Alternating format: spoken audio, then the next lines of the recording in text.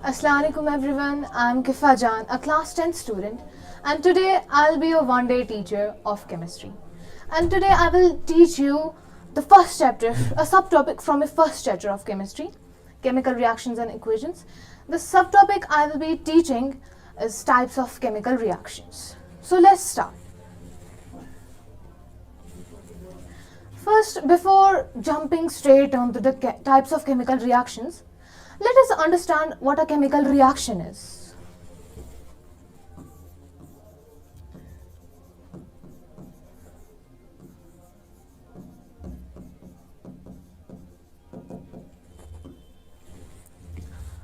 A chemical reaction is a type of process in which two or more substances react together to form some more substances. In simple words, we can say chemical reaction is the breaking of old bonds and making of new ones. Let us understand chemical reaction with an example. For example, iron plus sulfur gives iron sulfide. Here iron and sulfur are known as reactants. The two substances that react together are known as reactants. So these are known as reactants, and their product is known as product. And the substance that these two reactants creates are known as product. अगर हम आसान तरीके से बोलेंगे chemical reaction होता क्या है, तो केमिकल रिएक्शन जो है वो पुराने बॉन्ड्स जो बने होते हैं, पुराने बॉन्ड्स, जैसे हमें एक और एग्जांपल लेंगे, जैसे हमें HCl है plus NaOH gives NaCl plus H2O. इसमें देखो क्या हुआ, इसमें HCl और NaOH वो दो अपने ही सब्सटेंस है, अलग सब्सटेंस है, वो मतलब ये दो रिएक्टेंट्स है, इनके अपने केमिकल प्रॉपर्टीज इनकी अपनी केमिकल प्रॉपर्टीज है. लेकिन यहाँ क्या हुआ है, ये जो दो रिएक्टेंट्स है ये आपस में रिएक्ट हो गए, मतलब जो ये रिएक्टेंट्स है ये आपस में कोलाइड हो गए और फिर नया सब्सटेंस इन्होंने फॉर्म किया है. जैसे यहाँ HCl और NaOH रिएक्ट होके इन लोगों ने NaCl और OH बना है, O2H बना है. इसका मतलब यहाँ कॉमन साल्ट है और वाटर इन लोगों ने बनाया है. तो जो केमिकल रिएक्शन, सिंपल वर्ड्स में कहे, केमिकल रिएक्शन एक ऐसा रिएक्शन है, एक ऐसा प्रोसेस है जिसमें दो सब्सटेंस रिएक्ट होते हैं आपस में और नए सब्सटेंस बनाते हैं. It is a process in which old bonds are broken down and new bonds are formed.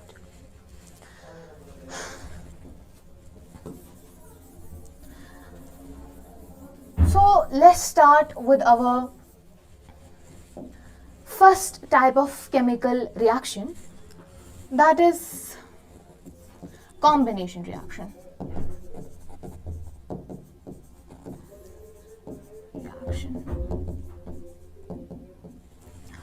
Combination reaction is a type of reaction in which two or more substances react together to form one single compound. आसान तरीके से बोले तो combination reaction जो है वो एक ऐसा रिएक्शन है जिसमें दो या दो से ज़्यादा सब्सटेंस रिएक्टेंट्स आपस में रिएक्ट करते हैं और सिर्फ एक ही कंपाउंड, वहाँ से प्रोडक्ट सिर्फ एक प्रोडक्ट निकलता है, लेकिन वो प्रोडक्ट जो है वो कंपाउंड होना चाहिए. सो कॉम्बिनेशन रिएक्शन जो है इसको हम सिंथेसिस रिएक्शन भी कहते हैं, सिंथेसिस रिएक्शन भी कहते हैं, इसको हम एडिशन रिएक्शन भी कहते हैं. ये एक ऐसा रिएक्शन है जिसमें बहुत सारे रिएक्टेंट्स, मतलब 1, 2, 3 कुछ भी हो, बहुत सारे रिएक्टेंट्स आपस में रिएक्ट करते हैं और फिर एक ही कंपाउंड बनाते हैं, लेकिन सिंगल प्रोडक्ट बनाते हैं, वो होना चाहिए कंपाउंड. तो इसकी कॉम्बिनेशन रिएक्शन की जनरल फॉर्म, इसकी जनरल फॉर्म जो है होती है A plus B gives C, या फिर A plus B plus D gives C. इसमें रिएक्टेंट्स जो है वो दो हो सकते हैं या दो से ज़्यादा हो सकते हैं, और जो प्रोडक्ट है वो सिर्फ सिंगल होना चाहिए और एक कंपाउंड होना चाहिए. So on the basis of reactants, reactant के बेसिस पे कॉम्बिनेशन रिएक्शन जो है वो 3 टाइप्स का है.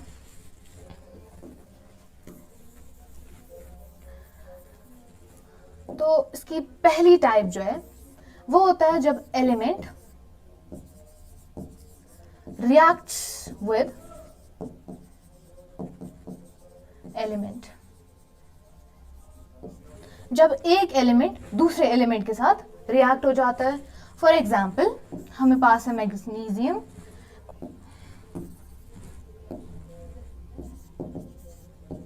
हमारे पास है मैग्नीशियम, ये रिएक्ट हो जाएगा ऑक्सीजन के साथ और हमें मिलेगा मैग्नीशियम ऑक्साइड.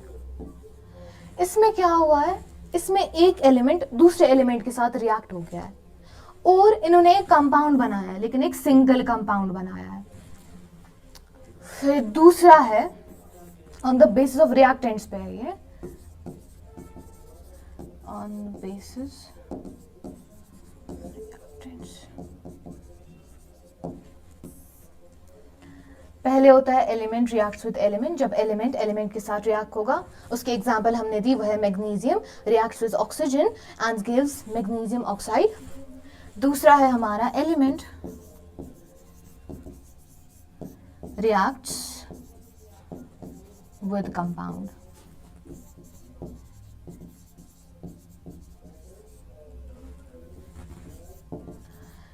इसमें जब हमारे पास एक एलिमेंट होता है वो दूसरे कंपाउंड के साथ रिएक्ट हो जाता है.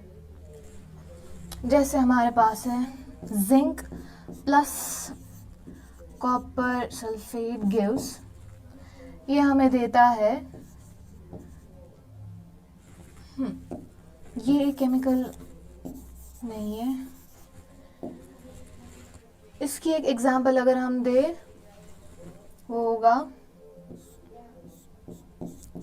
HCl plus H2.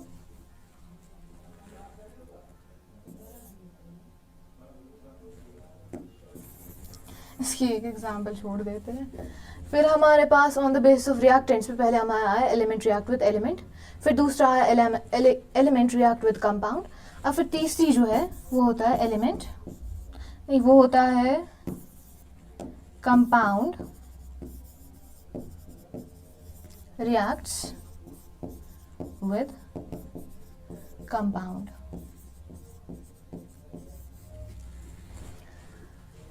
अब हमारे पास कॉम्बिनेशन, पहले से रिवाइज करते हैं. कॉम्बिनेशन रिएक्शन क्या होता है, ये इसको हम सिंथेसिस रिएक्शन भी कहते हैं, एडिशन रिएक्शन भी कहते हैं.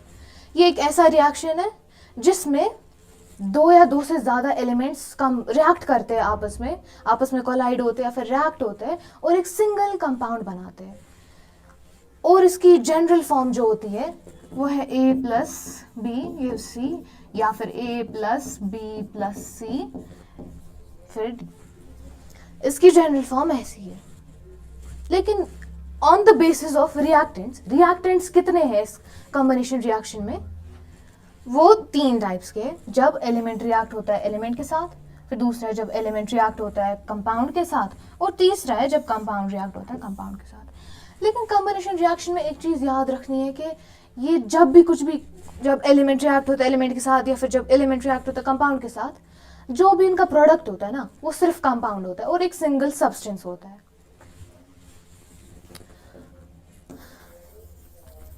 अब फिर हम दूसरा रिएक्शन पढ़ेंगे.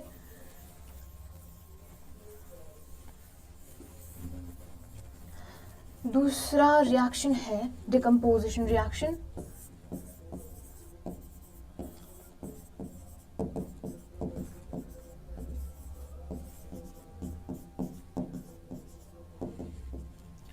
डिकम्पोजिशन रिएक्शन जो है, it is a type of reaction in which one compound is broken down into several elements or compounds.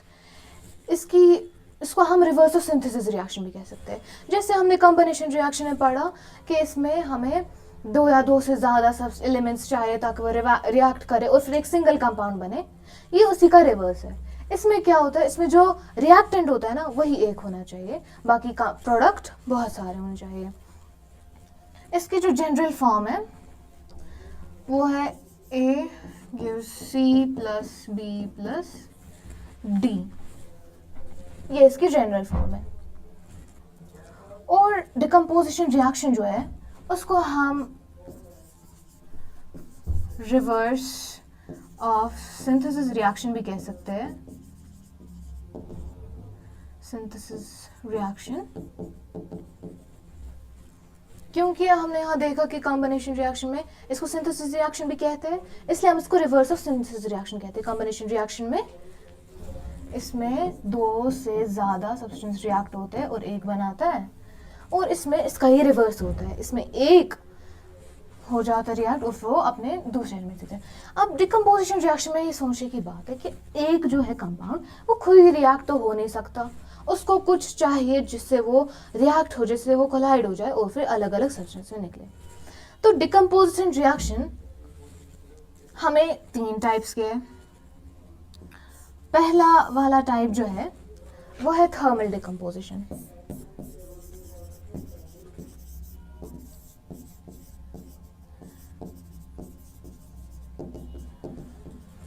Thermal decomposition reaction एक ऐसा रिएक्शन है जिसमें एक सब्सटेंस बहुत सारे सब्सटेंस में कन्वर्ट हो जाता है।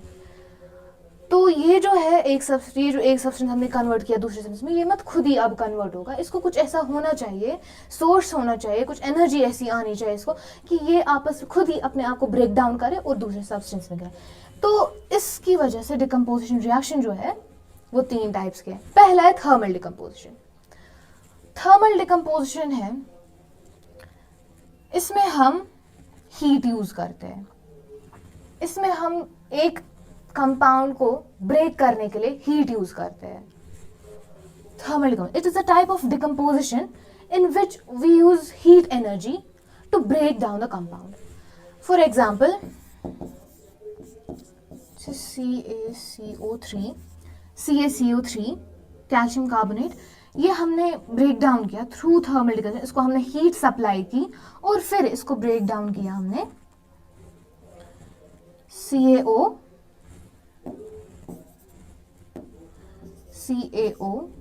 प्लस CO, ये इनमें ब्रेक हो गया। थर्मल डिकम्पोजिशन एक ऐसी टाइप है डिकम्पोजिशन रिएक्शन की जिसमें हम एक कंपाउंड को ब्रेक करने के लिए हीट सप्लाई करते हैं और वो ब्रेक हो जाता है, थर्मल डिकम्पोजिशन। दूसरा टाइप जो है डिकम्पोजिशन का वो है फोटो डिकम्पोजिशन।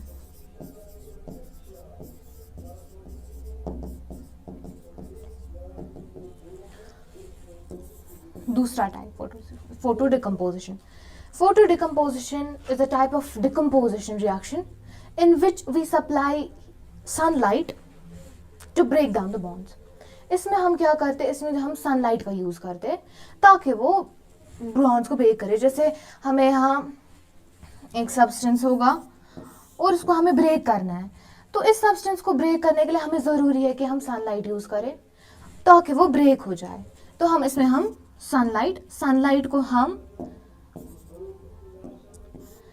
सनलाइट को हम यूवी बोलते हैं, इसका हमारा सिंबल जो है वो यूवी होता है। तो सनलाइट यूवी हमने इसको दी सनलाइट, और फिर ये दूसरे कंपाउंड दूसरे एलिमेंट से ब्रेक डाउन हो गया। ये होती है दूसरी। पहली डिकम्पोजिशन रिएक्शन, वो डिकम्पोजिशन रिएक्शन उसको थर्मल डिकम्पोजिशन कहते हैं। वो एक ऐसी डिकम्पोजिशन रिएक्शन है जिसमें हम हीट सप्लाई करते हैं ब्रेक डाउन करने के लिए। और फोटो डिकम्पोजिशन ऐसी डिकम्पोजिशन है जिसमें हम सप्लाई करते हैं सनलाइट ताकि हम ब्रेक डाउन करें उन बॉन्ड्स को, उन ओल्ड बॉन्ड्स को हम तोड़े और नए बॉन्ड्स बनाए। तो अब तीसरा टाइप जो है डिकम्पोजिशन का वो है इलेक्ट्रो डिकम्पोजिशन।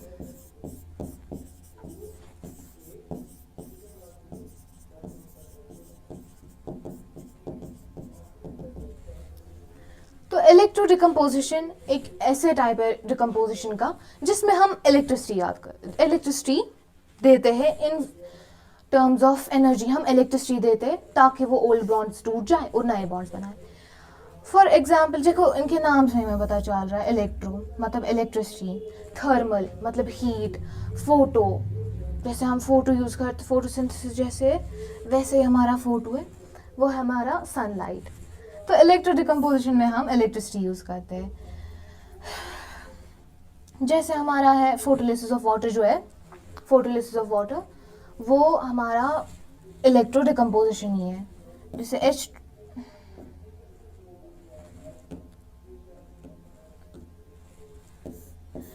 H2O जो है वो ब्रेक डाउन हो जाता है H2 और O2 में,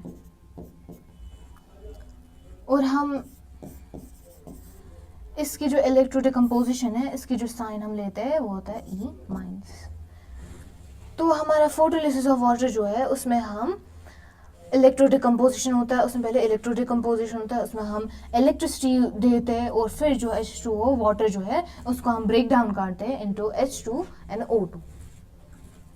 ये हमारा डिकम्पोजिशन रिएक्शन था। अब हम तीसरे रिएक्शन पे आते हैं, वो है displacement reaction.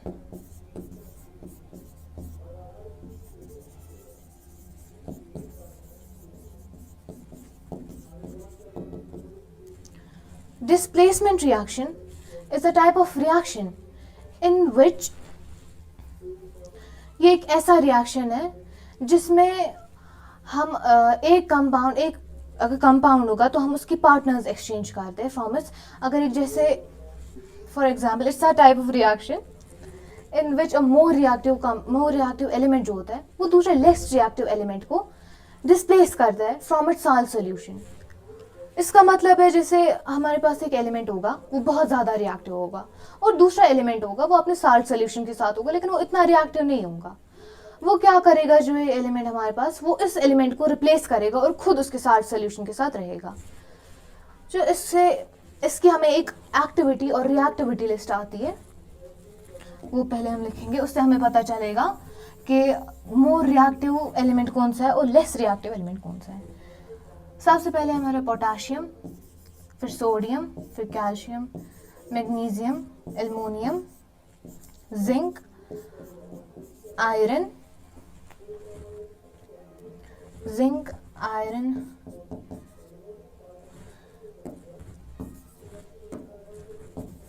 Tin, lead, hydrogen, copper,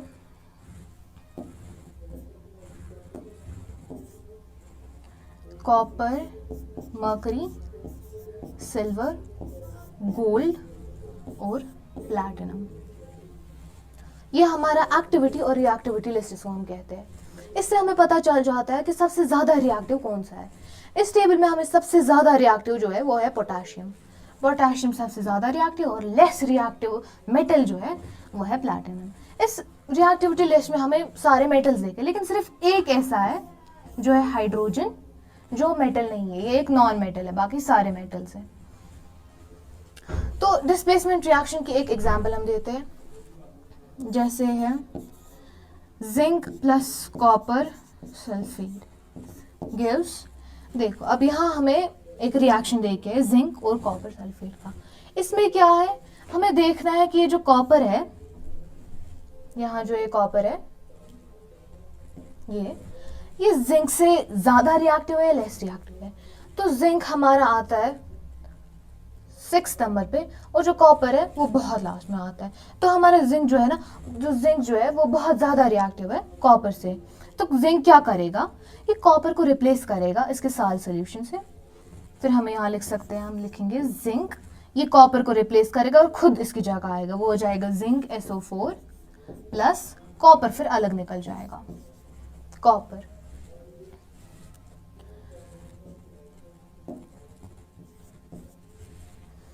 तो ये हमारा आ जाएगा जिंक सल्फेट और कॉपर अलग निकल गया। क्योंकि यहाँ देखो हमने देखा कि कॉपर जो है इस रिएक्टिविटी लिस्ट में हमें पता चला कॉपर जो है वो बहुत लेस रिएक्टिव है than zinc. Zinc is more reactive than copper. तो हमारा तो जिंक जो है वो इसको रिप्लेस करेगा और खुद इसकी जगह आएगा। ये होता है डिस्प्लेसमेंट रिएक्शन। एक और एग्जांपल लेते हैं, zinc sulphate plus copper gives, अब देखो हमारे पास यहाँ क्या है, हमारे यहाँ पास जिंक सल्फेट है, ये जो कॉपर है जो यहाँ है और जिंक वो यहाँ है, जिंक जो है वो कॉपर से बहुत ज़्यादा रिएक्टिव है, इसका मतलब है कि यहाँ कोई रिएक्शन प्लेस ही नहीं होगी, क्योंकि कॉपर जो है वो लेस रिएक्टिव है और जिंक जो है वो मोर रिएक्टिव है, तो कॉपर जिंक को रिप्लेस कर ही नहीं सकता उसके साल्ट सोल्यूशन से, इसलिए यहाँ कोई रिएक्शन ही नहीं होगा. So, displacement reaction is a type of reaction in which a more reactive element replaces a less reactive element from its salt solution. ये इसकी reactivity list है, सबसे ज़्यादा reactive कौन सा और सबसे कम reactive कौन सा element है. तो अब हम अपने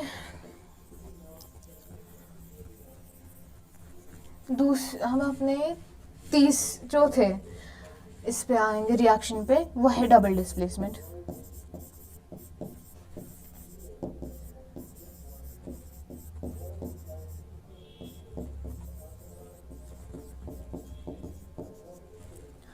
डबल डिस्प्लेसमेंट रिएक्शन जो है वो एक ऐसा रिएक्शन है जिसमें पार्टनर एक्सचेंज होते हैं. एक आयनिक कंपाउंड है, दो आयनिक कंपाउंड है, वो रिएक्ट होंगे आपस में, और फिर जब वो रिएक्ट हो जाएंगे वो जो प्रोडक्ट देंगे वो प्रोडक्ट देखा कि जैसे उन लोगों ने आपस में पार्टनर एक्सचेंज किया.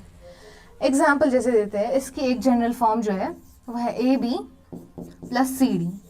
यहाँ हमारे पास AB जो है वो एक कंपाउंड है, आयनिक कंपाउंड है, और CD जो है वो भी एक आयनिक कंपाउंड है.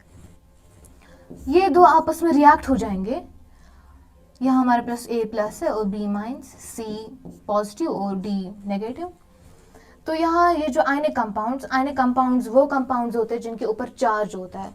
तो यहाँ हमारे पास जो AB है, A के ऊपर पॉजिटिव चार्ज, B के ऊपर नेगेटिव, यहाँ भी C के ऊपर पॉजिटिव चार्ज, D के ऊपर नेगेटिव चार्ज.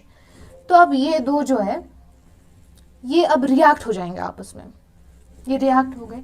तो इन आयनिक कंपाउंड्स ने क्या किया, ये एक दूसरे के पार्टनर्स एक्सचेंज करेंगे. A जो है वो D के पास चला जाएगा, D के पास मतलब प्रोडक्ट्स में हमारे पास आएगा AD प्लस और B और C आपस में रिएक्ट हो जाएंगे, वो आ जाएगा C पॉजिटिव और B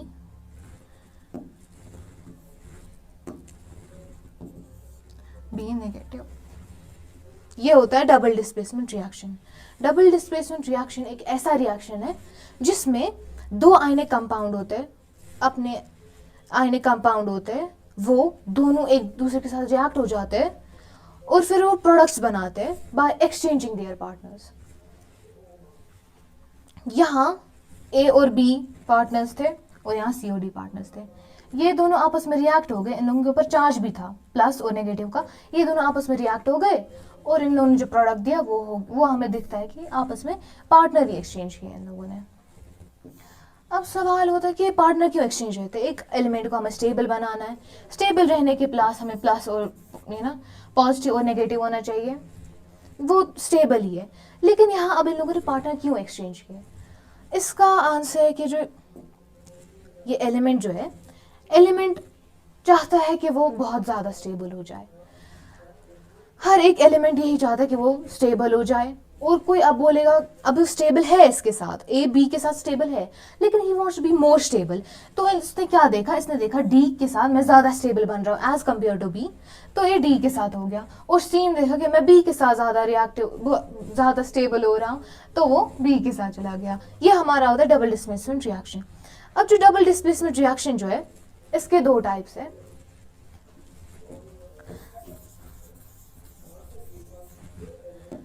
इसका पहला टाइप है न्यूट्रलाइजेशन रिएक्शन.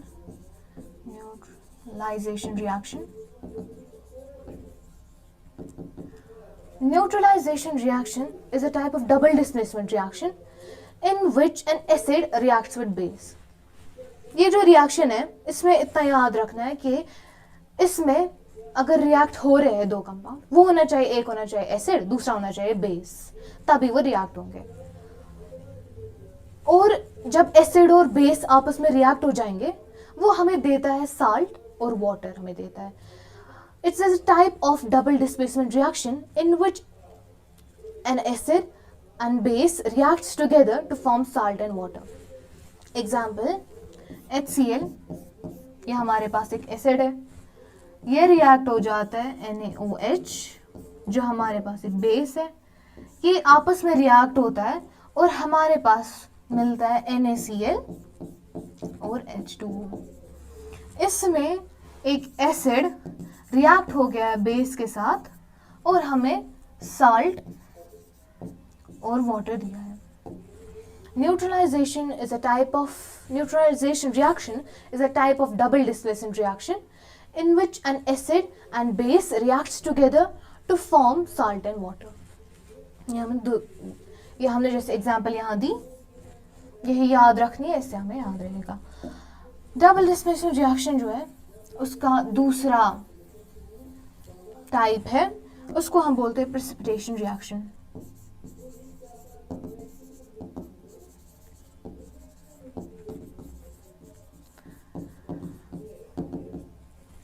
प्रेसिपिटेटिंग रिएक्शन जो है एक ऐसा टाइप ऑफ रिएक्शन, इसमें जैसे हमने देखा न्यूट्रलाइजेशन रिएक्शन में हमें एसिड और बेस चाहिए रिएक्ट होने के लिए, इसमें नहीं होता है. इसमें एसिड भी रिएक्ट होता है आपस में और बेस भी रिएक्ट हो सकता है आपस में. It's a type of double displacement reaction in which elements react together to form new products. Old bonds, इसमें भी जैसे मैं बताया केमिकल रिएक्शन में ओल्ड बॉन्ड टूटते और नए बॉन्ड्स बनते, इसमें भी वही होता है. इसमें जो हमारे पास ओल्ड बॉन्ड्स होते हैं वो टूटते हैं और नए बॉन्ड में मिल जाते हैं. ये हमारे दो टाइप्स है डबल डिस्प्लेसमेंट रिएक्शन के. तो अब जो लास्ट वाला रिएक्शन है, last type of chemical reaction, वो हमारे पास है रेडॉक्स रिएक्शन.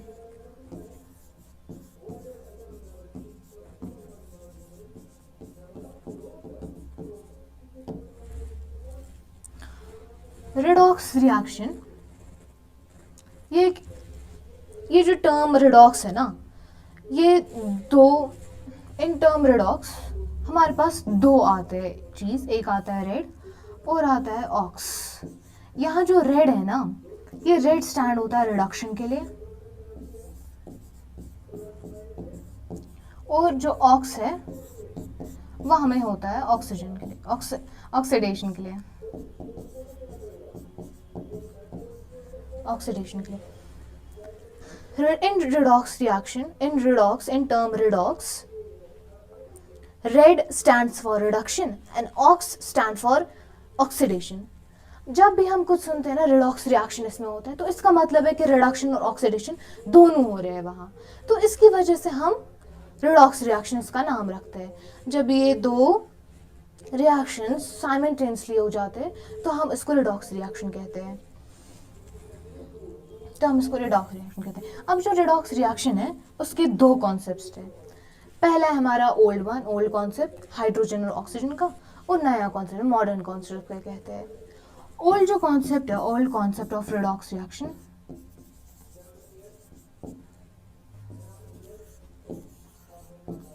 रेडॉक्स रिएक्शन जो है in terms of oxygen and hydrogen, reduction जो है वो होता है लॉस ऑफ ऑक्सीजन O2 और gain of hydrogen. Old concept में रिडॉक्स रिएक्शन जो है वो बोला जाता है कि जो रिडक्शन है उसका मतलब है हमें ऑक्सीजन लॉस हुआ है और हाइड्रोजन में गेन हुई है, और जो हमें ऑक्सीडेशन है, ऑक्सीडेशन में बोला जाता है कि हमारे पास ऑक्सीजन जो है ऑक्सीजन की गेन हुई है और हाइड्रोजन जो है उसका लॉस हुआ है हमें. यह है old concept of redox reaction. Redox reaction एक ऐसा रिएक्शन है जिसमें दो रिएक्शन साइमल्टेनियसली होते हैं, जो है रिडक्शन और है ऑक्सीडेशन. और रेडॉक्स रिएक्शन जो है उसमें दो कॉन्सेप्ट्स है, और एक है ओल्ड और एक है मॉडर्न कॉन्सेप्ट. ओल्ड कॉन्सेप्ट में क्या होता है, ओल्ड कॉन्सेप्ट में जो हमें रिडक्शन होता है उसको बोला जाता है कि ये लॉस ऑफ ऑक्सीजन होता है और गेन ऑफ हाइड्रोजन होता है.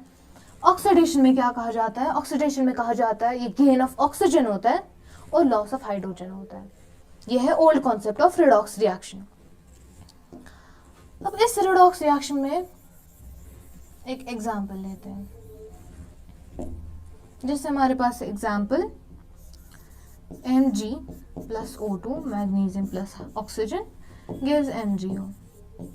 यहाँ मैग्नीशियम के पास ऑक्सीजन नहीं था, लेकिन जब फिर रिएक्ट हुआ ऑक्सीजन के पास, उसके पास ऑक्सीजन आ गया। तो यहाँ हम बोलेंगे यहाँ जो मैग्नीशियम है इसको ऑक्सीडेशन हुआ है, ऑक्सीडेशन हुआ है। एक और एग्जांपल लेंगे, जब किसी एलिमेंट जिसके पास पहले रिएक्टेंट साइड से उसके पास ऑक्सीजन नहीं होगा, लेकिन फिर जब प्रोडक्ट साइड से देखेंगे उसके पास ऑक्सीजन होगा, उसको हम ऑक्सीडेशन कहेंगे। उस एलिमेंट के साथ ऑक्सीडेशन हुई है उसको हम ये कहेंगे। जैसे हमारे पास है H2 plus O2 gives H2O। यहाँ जो हाइड्रोजन है उसके पास ऑक्सीजन नहीं था, तो फिर हमने यहाँ जाकर देखा कि हाइड्रोजन के पास ऑक्सीजन आ गया, तो मतलब हाइड्रोजन के साथ हमें ऑक्सीडेशन हो गई है। और ऑक्सीजन जो यहाँ था, जो यहाँ अकेला था, उसके साथ हाइड्रोजन आ गया है, तो इसका मतलब ऑक्सीडेशन के साथ रिडक्शन हुआ है। यही होता है ओल्ड कॉन्सेप्ट। अगर किसी एक एलिमेंट के पास हमने यहाँ देखा उसके पास ऑक्सीजन नहीं था, लेकिन फिर जब प्रोडक्ट साइड के साथ गए उसका ऑक्सीजन था। और जब हमारे पास देखा, हमने देखा कि कोई ऐसा एलिमेंट था जिसके पास हाइड्रोजन नहीं था, लेकिन वो प्रोडक्ट साइड से देखा तो उसको हाइड्रोजन आ गया, उसको हम रिडक्शन कहते हैं। वापस रिवाइज करेंगे old concept of redox reaction. Old concept of redox reaction कहता है कि जो रिडक्शन है उसका मतलब है ऑक्सीजन की लॉस हो गई है और हाइड्रोजन गेन हुआ है। और ऑक्सीडेशन है उसका मतलब है कि हमारे पास ऑक्सीजन है वो गेन हो गया है और हाइड्रोजन है वो लॉस हो गया है। ये है old concept.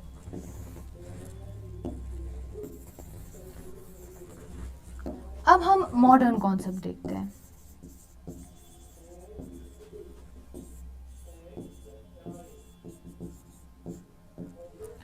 Modern concept of redox reaction.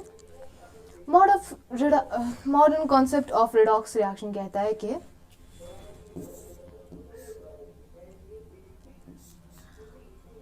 Oxygen is loss and oxidation is loss and reduction is gain.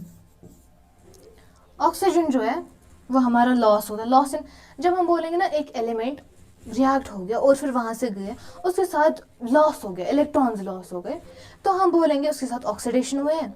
और अगर हम ऑक्सीडेशन के साथ हम बोलते हैं लॉस हो गए, इलेक्ट्रॉन्स लॉस हो गए। और अगर किसी एलिमेंट के साथ रिडक्शन होता है तो हम उसको बोलते हैं इसको इलेक्ट्रॉन्स गेन हो गए। जब किसी पे साइन हमारा नेगेटिव होगा तो हम उसके रिडक्शन बोलते हैं, और जब हमारे किसी भी एलिमेंट पे जो प्रोडक्ट साइड्स पे पॉजिटिव होगा चार्ज, उसको हम ऑक्सीडेशन कहते हैं। मॉडर्न कॉन्सेप्ट यही कहता है। जैसे हमने देखा ओल्ड कॉन्सेप्ट जो है वो ऑक्सीजन और हाइड्रोजन पे देखता है कि इसमें यहाँ ये हुआ है, इसमें वहाँ इसमें यहाँ ऑक्सीजन नहीं था, वहाँ प्रोडक्ट साइड से इसमें ऑक्सीजन हुआ, इसमें हाइड्रोजन नहीं था, इसमें हाइड्रोजन हो गया। लेकिन जो मॉडर्न कॉन्सेप्ट है वो कहता है कि अगर किसी भी एलिमेंट में लॉस हो गया है, इलेक्ट्रॉन्स का लॉस हो गया है, उसका मतलब उस एलिमेंट के साथ ऑक्सीडेशन हो गया है। और अगर किसी भी एलिमेंट के गेन हुआ है इलेक्ट्रॉन्स, रिएक्टेंट साइड से उसको नहीं हुआ था, लेकिन प्रोडक्ट साइड से जाकर उसको गेन हो गए इलेक्ट्रॉन्स, तो उसका मतलब उसमें रिडक्शन हुई है। यही होता है modern concept of redox reaction.